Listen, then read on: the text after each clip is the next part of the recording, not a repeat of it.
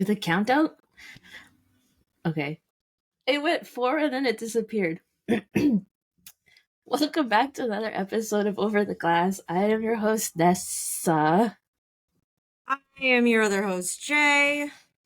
We are missing a host because Drew is moving. We're so excited for him. We're for a couple reasons. One, he's getting out of Florida. Great for him and his mental health. And two, his Canucks moved on to the second round of the Stanley Cup playoffs. I'm sure he's ecstatic about that.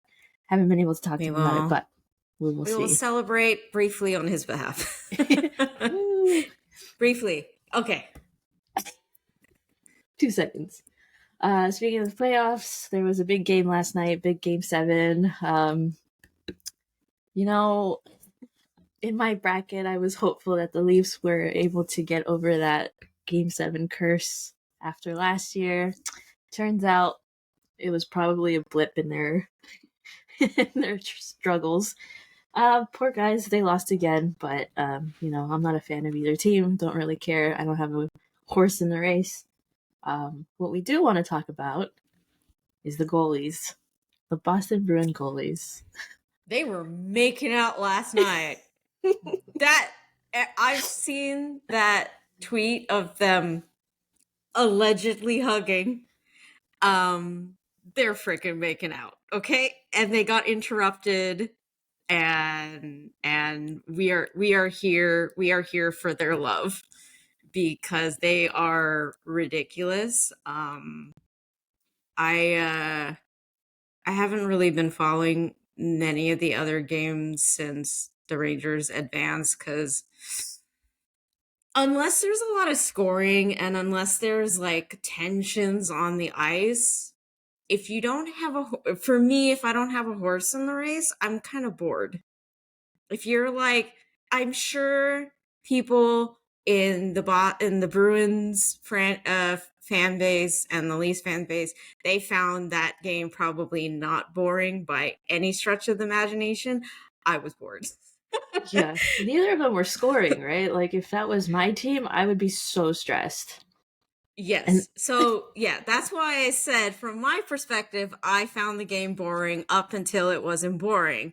And up until the Leafs scored, I think it was Nylander. And then shortly after that, the Bruins scored. I don't recall who. Lindholm, yes. And then I was like, yes, Team Chaos has arrived. Like, finally, 50 hockey minutes later, this game is exciting to me, and I was focused on the game, and and as you could probably look up, as we saw last night, frickin' Pasternak sealed the deal to advance the Bruins to the second round. Did you see that goal? You need to watch that goal, because that goal makes me think of Goodrow's in that best of 7 against Vegas that advanced us. And I mean, minus the whole, actually, come to think of it, it kind of has, obviously our series was way more exciting because of the 4 goals in 5 minutes.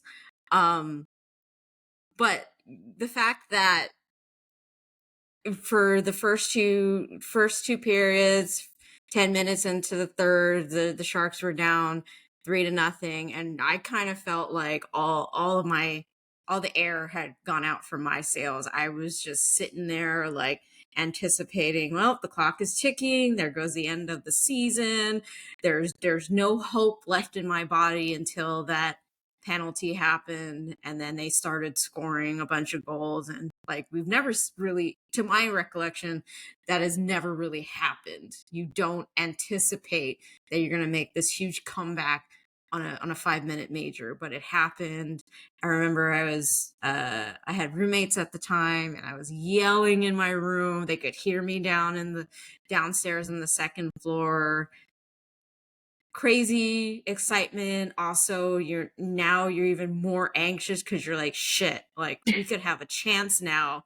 I was getting ready to pack up my bags for the off season, and now you've pulled me right back in. And then, I think, wasn't it like all the way down until almost the end of the first OT when Goodrow got that go ahead pass from Eric Carlson, and then he got it past Fleury. That's on a less exciting note of how that came about. Like, that's kind of how I felt last night, because it was pretty neck and neck until the Leafs scored, and then people in Toronto and the fan base by extension got really excited, and then of course the Bruins are like not so fast, and they take that excitement away, and you're like, shit, now we're back to being all tied up. You go into OT, it's the game 7, the next goal wins, and I watched the goal again this morning before we hopped on, and the Bruins had it. They were coming in through the neutral zone. There were like 4 Leafs looking at the puck carrier coming through the neutral zone. No one sees. I don't remember if he just hopped onto the ice or he was just happened to be behind Marner, but Pastrnak was like on the far boards right behind Marner. They're all fucking looking at the puck carrier. There's 3 fucking Leafs in their zone. They're all fucking looking at him. And I get it. You're supposed to look at the puck carrier, but then you're also supposed to be aware of who's around you. And no one was looking at Pastrnak.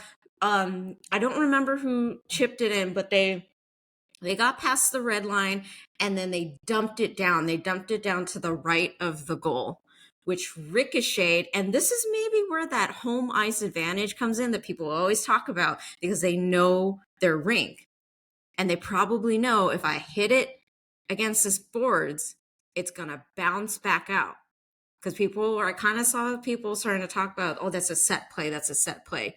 It's got to be a set play. You've got to and it's not so much like, oh, only the Bruins, like they created this play. It's like, it's a pretty standard thought to have in hockey. Dump it down. The guy goes in and chases it.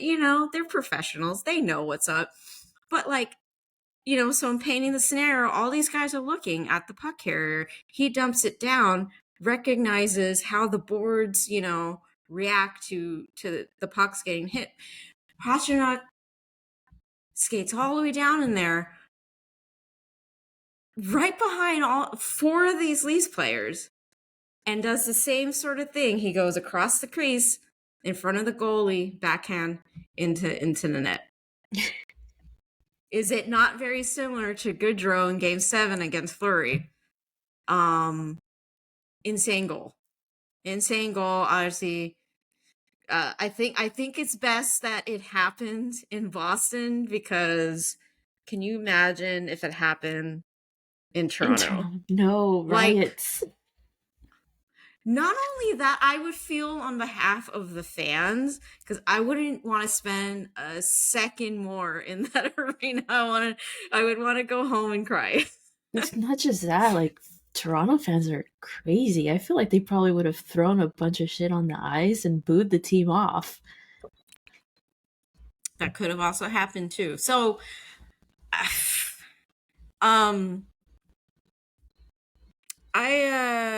watched several. I watched the Lauren on the rebooted Game Over. I watched Dangle's LFR from the last, both of them for the last 2 games, because not to like, be like sad Leafs fans, I need to watch them cry. Not coming in with that energy. I am like legit curious what happens now if, and like I said, I watched the one before Game 7 because I was curious what happens if they don't win this game. Now what happens now that they've lost the series? Like, what is the future for the Leafs? Because they've had this same core for quite some time. And I get it. The regular season is very exciting, very exciting, very exciting to like have games where you win. But at the end of the day, we realize that no one gives a shit about if you get the President's Trophy. No one gives a shit if you win your division. No one gives a shit about that. Everybody is here to win the cup. And if you cannot get past the first round year after year, and even that one year where they didn't really amount to much of anything, they got one extra win. So if you continue to do this, and they've attempted to address their defense, they've attempted to add some players to for their offense, they've changed goalies multiple times, they said goodbye to Kyle Dubas. Like, if those things don't work, I just had this feeling like there's gotta be, like, I really want to see from the Leafs perspective, from the Leafs fan perspective, what they feel like is going to end up being the next step. And from Dangle's perspective, like, he thinks like the core is going to get blown up. The core is going to get, if you look at who is up for contracts, I mean, obviously we know that Nylander's signed that 8-year, so I doubt he's going anywhere, because they would lose a ton of value for someone to take up that contract. Matthews has, I think, 4 years after this season. So, I mean, he's still a very good player, but I don't really see him moving. I see Marner and Tavares being key players because they're up for contracts in like the next year, and that's kind of the same vibe that I was getting from Sue Dangle's podcast. And they've also been talking about how they kind of need to fire Brendan Shanahan, who's the president of the Leafs, who like pretty much put this whole thing together. And, as we know from being Sharks fans, at a certain point, as much as this person has done well to bring in the players that, I mean, when you look at them on paper, yeah, they should be winning, but they haven't, and after a certain period of time, it's like, you can't continue to be okay with just seeing the first round. So what do you do now? Well, like I said, you've already done all this other stuff, and they still cannot seem to get out of the first round. And I watched the post-game interview for Game 7 last night with the Leafs, and there's this quote going around from Sheldon Keefe.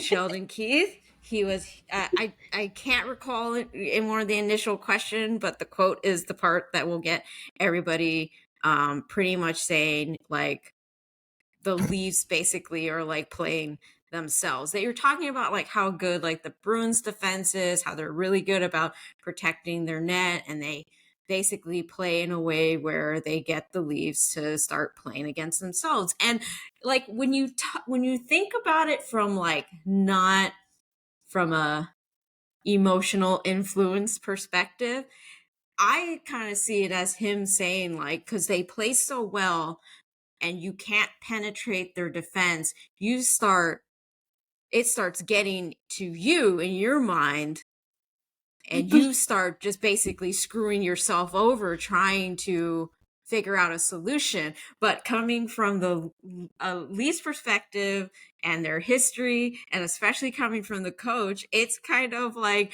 you don't fucking know what to do anymore. I think the way that he phrased it made it sound like he was dunking on himself. Like, That's exactly. like, Yeah. I don't know how to coach. That's what I mean. And afterwards I was texting a few of my friends going like, so he's fired. Like, he's basically putting in his 2 weeks. He's like, yeah, fire me. I don't know what to do anymore. It's so funny. Like, what a quote, just to pile on the trolling for your team. They just can't win. Did you see, like, I don't know how much you keep up with pop culture in general, but there's like this whole rap beef going on between like Kendrick Lamar, Drake, and J. I've Cole. seen bits of it, and just like the Nicki Minaj and the Megan Thee Stallion, I was like, I don't want to know any of this. No, I'm Like not. la la la la la. I'm not keeping up with it at all either because it seems like too much. It's like you're gonna have to go back a ways to get caught up, right? But I saw someone tweeting at Drake and said like something along the lines of, "Hey, I don't know if you saw, but the universe has really got you." I can't even remember, but it's basically saying like, "Hey, even your team lost. Everything is against you right now." I thought that was funny. Stupid Leafs. Yeah, so I don't know, Leafs fan base. It's from my perspective, it's going to be a very interesting off season. Because That's okay. I don't mean that in a cynical way. I'm just genuinely curious from a hockey fan perspective. Like, what do they do now? Because we know how like intense their fan base is, and by extension, just like Canada is just like that's their baby. Hockey is their thing. So I'm just really curious what they do because I wouldn't know what to do, but we know they need to do something because this is not acceptable. They need to be in the cup. This is if it were us, we would have been like, yeah, first round, we made it. Like we didn't do too well, but we made it. Like it's a different time, and their time has been long overdue to get to the cup. So, and then and if they do end up firing Sheldon Keefe, that is over half of the league who will now have fired their head coach. That's It is going to be a insane. frenzy this offseason. Just reshuffling. We know that there will be some people like it's already happened with Lindy Ruff going back to the Sabres. Like we know we like freaking John Tortorella has been on like what like at least an eighth of the teams in this league. They keep trying to get what's his bucket who got fired from the Blue Jackets, early in the season. Like this league just doesn't understand how to break out of what they know and try something a little different. But yeah, I think that will also be interesting to see because there's just so many teams that are gonna be needing to fill in a slot. So I guess we'll see what happens. How are you feeling about the rest of the playoffs? Like who made it through so far? The matchups coming up. So as we were talking about right before we hopped on, my bracket's looking all right. I definitely don't understand why I chose the Jets to advance over the I Avs. did Like too. I don't like that doesn't make sense to me anymore. I want to say it's because I didn't really follow the Avs much this season, and I saw that they weren't as Dominant. superhuman as Yeah. they yeah. So between that and the Jets, I kind of was not sure. Yeah, I guess I kind of felt like if anything, like Hellebuck was gonna like turn it into the next gear or something because I mean he's a very good goalie and like Georgiev's been kind of not really on his A game this season. But I didn't watch that series at all, and the Avs advanced, so there's that. I am really looking forward to. I'm actually more looking forward to all the Eastern Conference stuff. I don't really care about the West. I'm sorry. Like the only team I care about in the West is the Sharks, and they're nowhere near the playoffs. Um, I'm only sad that the Predators didn't advance because my beautiful short king sorrows. I just want better things for him. I just want better things for him, and his team apparently thinks otherwise. So they don't appreciate him, and that's just about it. and then maybe because Roman Yoshi's pretty. So that's really about it. That's really all I care about in the West. So are you rooting for your Rangers to go all the way? Of course. That's weird. I mean, I get it because you're a Rangers fan ish, but it's just weird. I mean, do I think they will? I don't know. That's really the main factor that divides my realistic bracket and my hopeful bracket. Is I think it's going to be I was listening to a Rangers podcast this past few days. They had Shayna Goldman, who is on the Too Many Men podcast, who also does analytics for The Athletic. I think she's also maybe leans as a Rangers fan. I don't really know where her like loyalties lie, but it the way that they made it sound is like it's really going to come down to like goaltending. I think Shesterkin has like the upper hand over Anderson in that. Like he could really like turn into the next gear. But like as I've kind of mentioned on previous episodes, that it the Canes have a really good power play. The Rangers have a really good power play. They have like strong players on their teams, and I just think it's going to be a very exciting game. And it's really going to come down to who shows up and who doesn't. So, but I'm just excited in general because like I like these both these teams have been pretty good this season. And then I'm also really excited for the Bruins and the Panthers. Yeah, that has a potential. I think it's going to be like to be really like what's the word I'm looking for? Like brutal. It could be fun because they got Kachuk. Boston has Marchand. It could get pretty chippy out there. I think that it's going to be really competitive. Not to say that any of the Western Conference matchups won't be. I can't watch that. I couldn't watch that Dallas Vegas matchup just because. Like show me the Robertson goal and I'll watch that. Like that's kind of what it came down to. It was just like, if he's scoring, I'll watch that. But outside of that, I don't care about either of the teams. Yeah. I didn't really care about the Jets and the Avs. I mildly cared about the Canucks and the Predators, and I definitely didn't care about the Oilers and the Kings. So, I don't know. There's just this feeling of just mid.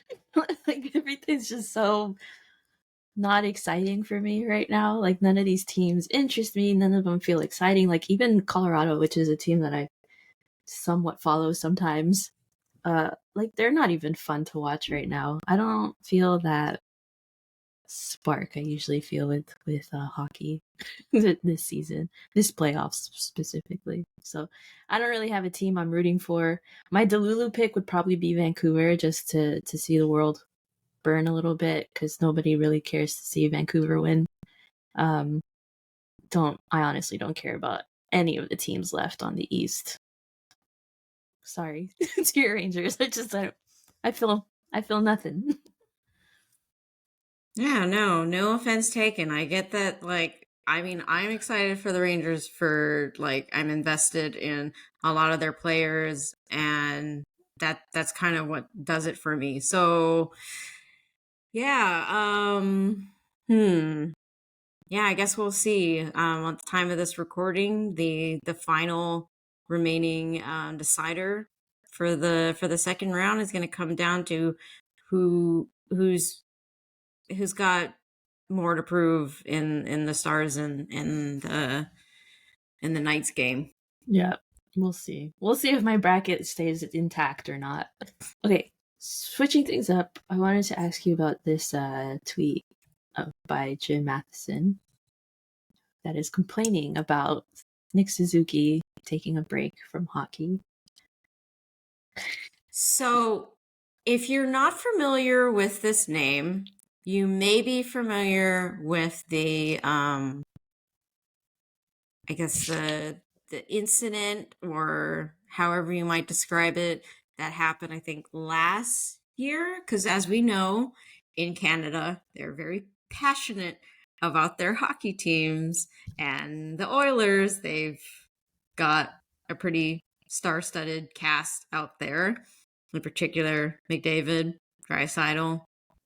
I don't know. Should you put Nurse in there? I don't know where he stands in terms of like the tier system they have there, but he is a reporter that covers the Oilers, and during one of their media pressers, I don't remember what he asked, but one of his responses to Draisaitl basically started that like pissy Leon.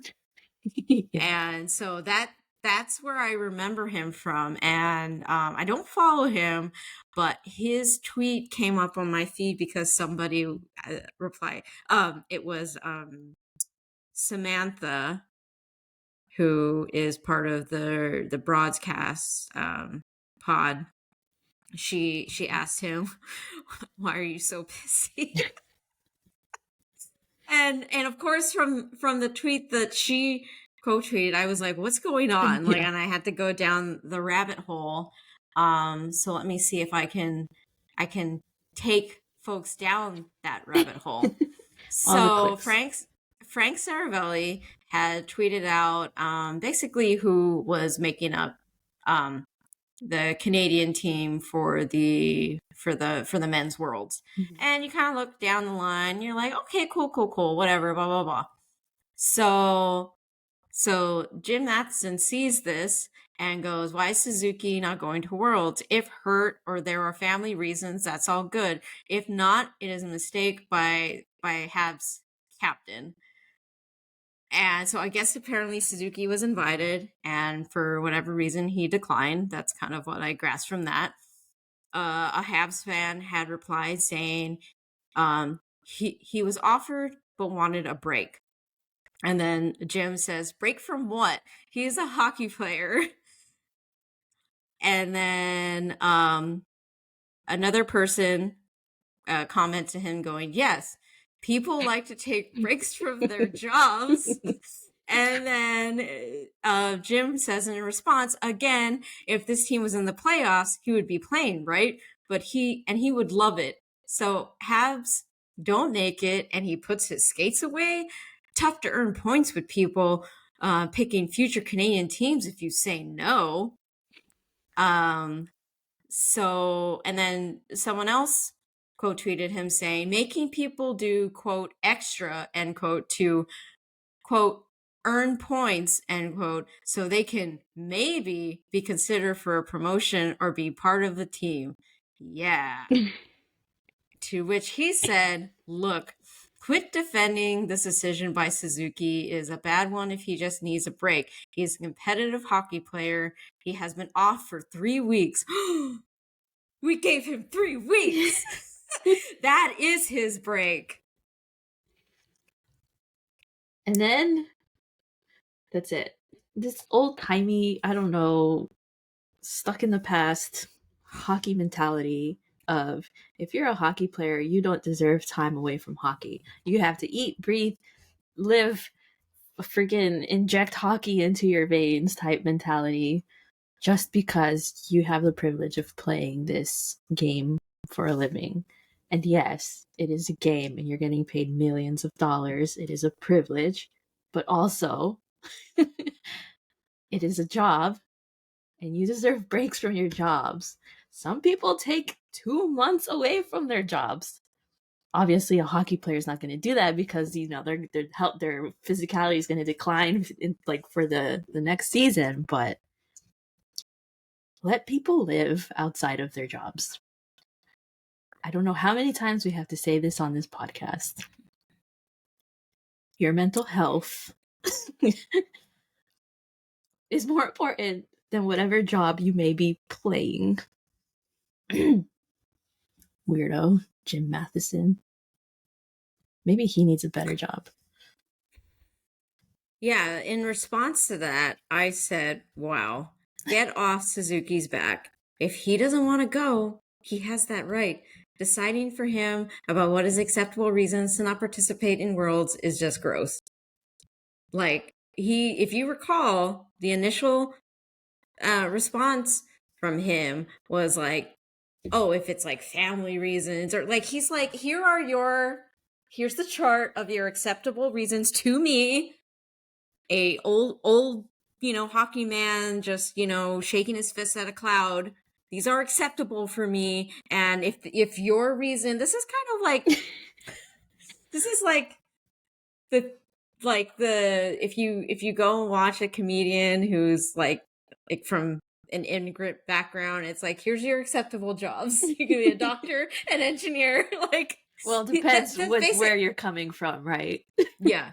So he's basically like, these are only acceptable to me. All the other things, no, you need to get back into hockey because I need to be seeing you only post things on your Instagram. It's like that freaking guy, God, what's his name? Mark Mathot, like several episodes ago that we talked about, and how he's like, I don't want to see you having a good time. At least just like, don't pretend to me like you're preparing for next season.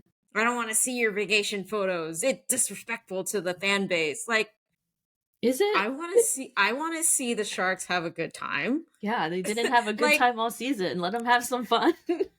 Like, when our last game happened for the Sharks, and there were people already talking about like, oh, like Eklund's probably going to get invited by Team Sweden. So is Zetterlund. I saw earlier that like Ruda's out there on the Czech team. Like, they were talking about that, and they were just like, yeah, I'm thinking about it. I'm not sure. I didn't feel any of this like foaming at the mouth. Like, wait, you're putting your skates away?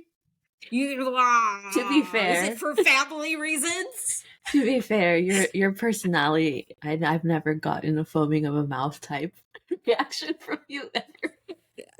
I mean, that's exactly why it didn't happen, because I'm like, whatever he does, I will be happy. I'm just like the mother who just wants the best for their children. Whatever he ends up doing, I need him to take some time away from this sport, because it was a long, exhausting season. I don't follow the Habs all that much, but I'd imagine it was frustrating for them as well, because they're also not in the playoffs, and they're also a rebuilding franchise. Their players need time away, and sorry, Jim Matheson, is going to be more than 3 weeks.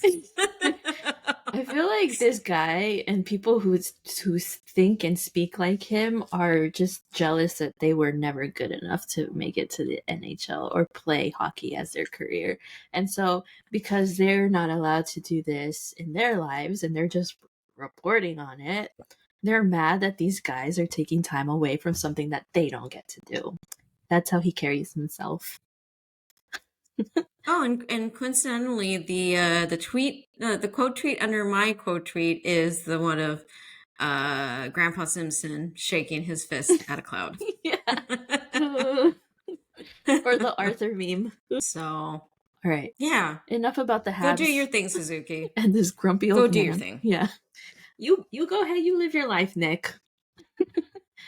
Something that came up this week, which I quickly saw, did not read on it, but I thought was really funny, was the comment David made about losing to the Sharks this season, how it supposedly was the low point of his career, losing to the Sharks. Wait, okay. How many times did the Oilers lose to the Sharks this season? Just the once?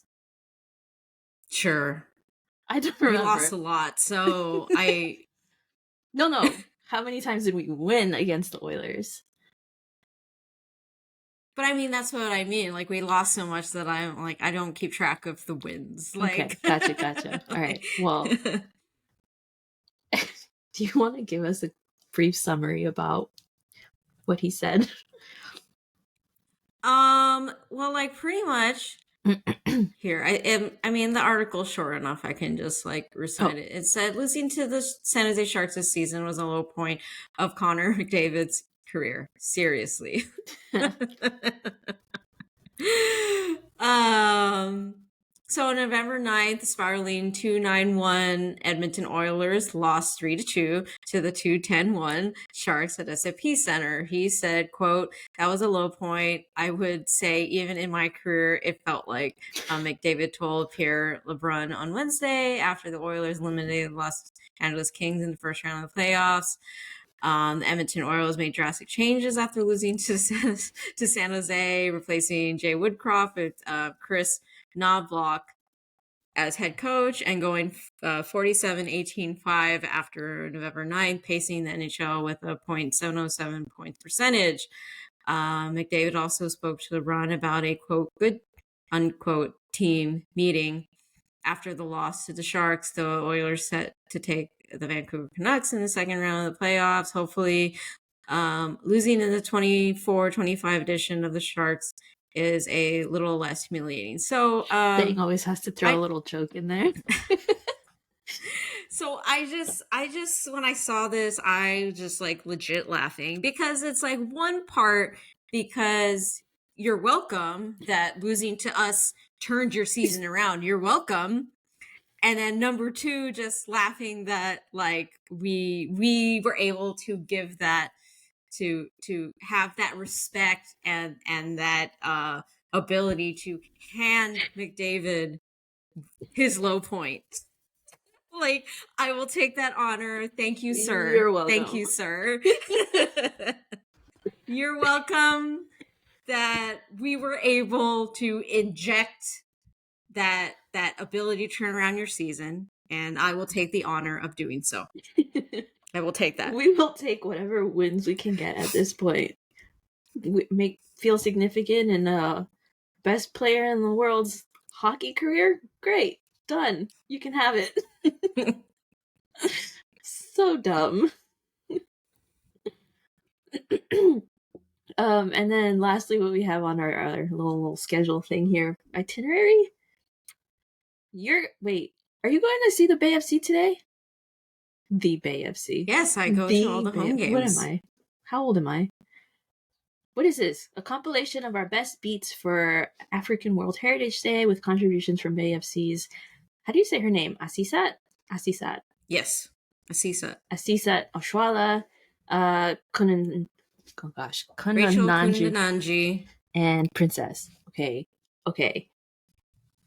I love all of these ladies. They are my favorite ladies on this team. Every time, the 2 games that I've watched, they show up. Princess had me at the edge of my seat the last game I watched because she'd be like, she's great. She's quick on her feet. She'd be like megging people. She's like cutting people left and right and leaving them in her dust. So fun. Anyways. I love so many people on this team. So many team. So many of them. How do I put it into words? It's been a while since I've fell in love with a team to this extent that isn't the Sharks. Like, the Sharks will always have my heart as much as they don't deserve it some of the times with the torture that they put us through, but I'm here through thick and thin. I love this team. I love everybody that they bring in. Like, the relationship is there for life. But, I follow these other teams. Obviously, in the Bay, we've got a lot that's being offered to us. I'm invested in the Niners. Am I invested to the point where I'm in a corner, just fetal position crying when the Sharks go into the playoffs and get knocked out? No, I didn't feel that way when the Niners got knocked out of the Super Bowl.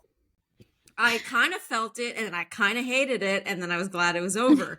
Because I'm like, I don't need this to that extent with any other team. I love the Giants.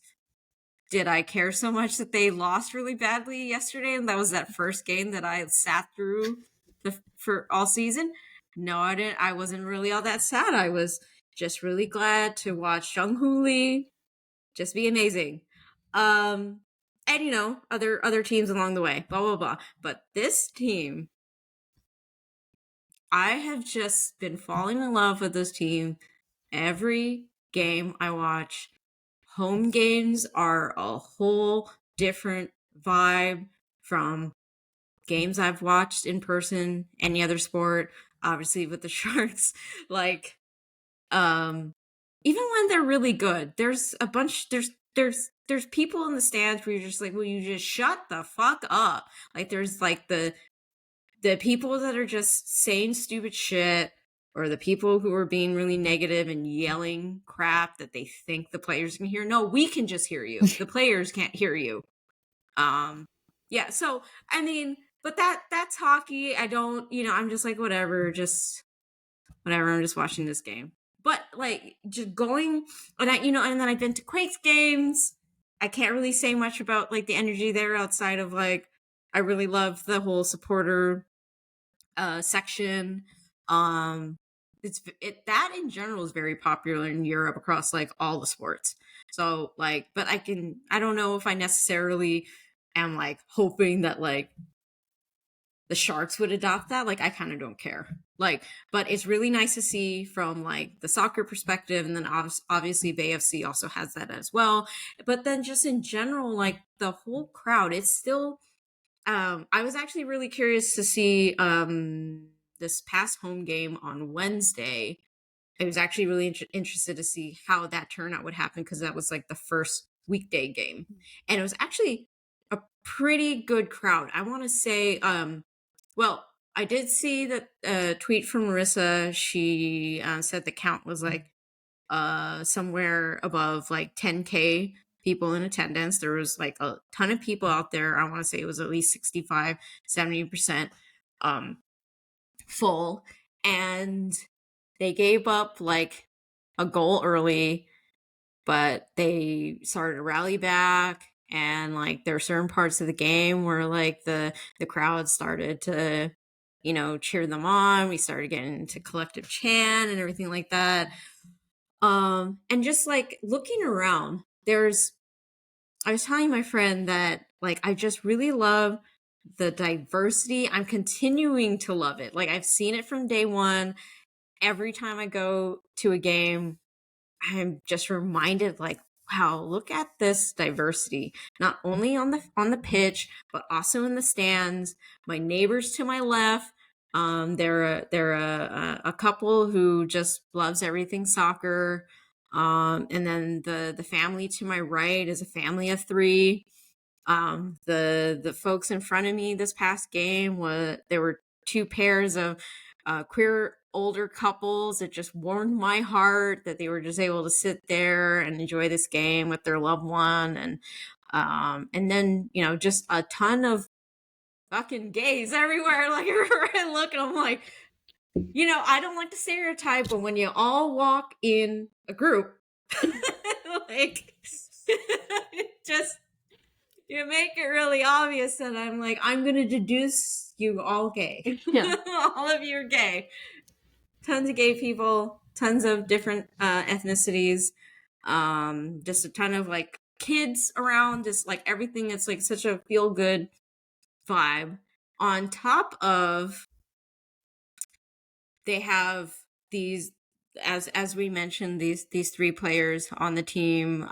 If you watch them on if you keep up with BeFC's socials in the past week, they put out I think they had mic'd up Princess, and she was going around and like chatting up with people. Her and I think Kundananji were like messing around with one another. A few days ago, they had Kundananji and Oshuala. They were reading comments from, I guess, African fans who follow the team because of them, and then the different comments that they were leaving. I can't think of any like perfect examples off the top of my head, but I do recall that like Oshuala was reading something about like one of the Nigerian fans being like, you better treat her right, or else I think they were implying that they were just gonna take her back. Like they're like, you better treat her right, we're gonna take her back. And then she was laughing about it. She's like, freaking Nigerian fans, like, what the hell are you guys doing? Like, yeah, and just good vibes. And if I would like to put myself out there for a moment in my little bit of a what do I like milestone, I guess, in my social media presence. I Oh yeah. I was watching their post game presser, and a reporter had asked Kunjananji about basically how she set up that goal for Dana. It's a beautiful goal. If you haven't seen it yet, go back and watch it. Oh my God. Like, I saw that in person and I still was like, she did what? Like, and just watching over and over again. So not only did she kind of break down, sort of like what was going through her head, but then they also kind of like asked her, how she kind of does that. And she was basically like, well, it's easy for me. Yeah. It's just like, whoa.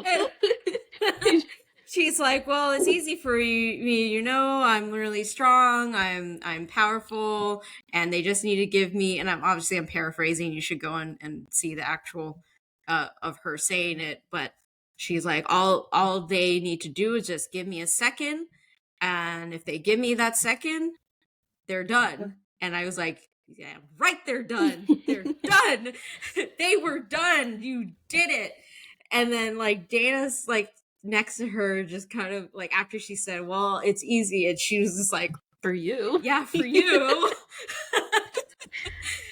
And, so basically that she kind of said, she's like, well, yeah, it's just easy for me to make those plays. They just have to give me that moment, and that moment of doubt and whatever, I can get past them and I can set up these beautiful goals. And I was like, I love that. I love how confident she is. And this team is only going to get better. And I'm really excited that even in the game that they lost this past Wednesday, they came back and made it exciting. They had so many opportunities to even it up and to potentially win the game, and they just couldn't get the ball past the goal keep. But it's just really, I don't know how to put it into words outside of so many words.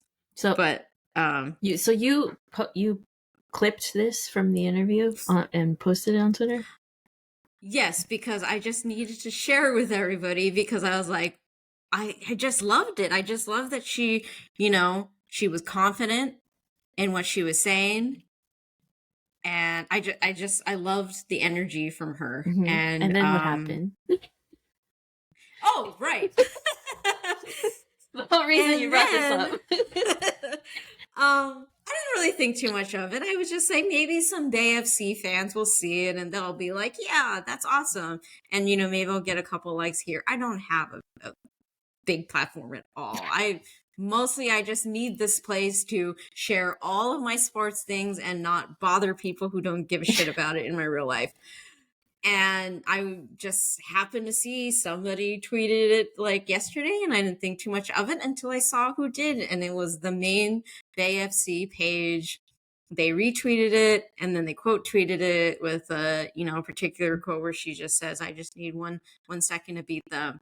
And I was just kind of like, like they found me out of, hey, just, admin. I was just, hey, like, what's up? Hey, do you want to come on the hockey podcast? But yeah, so today is African World Heritage Day. And if you haven't already, go and add this playlist that apparently the team had requested, that these three players put together a compilation of songs that they enjoy. And I've been listening to it here and there all morning, and it's really nice. Is there some I really Afro like beats it. in there? It's all freaking Afro beats. Amazing. I'm gonna look at that. So, but you know, like we've said numerous times on this podcast, we're, you know, all about spreading diversity and inclusion. That's kind of what I see every time I go to these games. I'm just like, look at this diverse excellence. They've got African players, they've got Asian players, they've got Hispanic players, All the all players. kinds. Do they have They're like Filipino players? so talented. Or did I make Yes, that up? Okay. Maya Doms. I'm still learning names. I don't really have a way to watch games without going to a bar. Ways to watch games legally. Oh, let's talk about that later. But yeah, that's. I said legally ways to watch games. Yeah. Yes, because we're supporting Yes, this team. Of course. Legally. Women's sports always support. Yes. Men's is like, whatever. You get enough money. So yeah. If you're not already following BeLeaf, go and follow BeLeaf, because this team is good vibes. Gonna be really good. They're getting better. Can't wait. Yes. Ooh, I'm going to a game later at the end of this month. I'm really excited. If you're going, we can meet up. I'm gonna go with a friend. We can be chill. What else? I don't know. If anyone else goes to these games, we can meet up. Chill. That's it. That's all I have for this episode, so I guess okay, go Rangers for something. I guess. I mean, there's only one game today. We don't really care for, but no, there's 2 games. Well, yeah, the other one. There's 2 games. Wait, no, the Rangers are playing. For some reason I thought they were playing tomorrow. The Rangers are playing today. Good luck to your team. Good luck to whoever wins the other game. I guess we'll see. We may not record next week, so we'll see you in a couple of weeks probably. And yeah, we'll catch you all next time. Thanks for joining us. I'm Ness. I'm Jay. Catch you next time.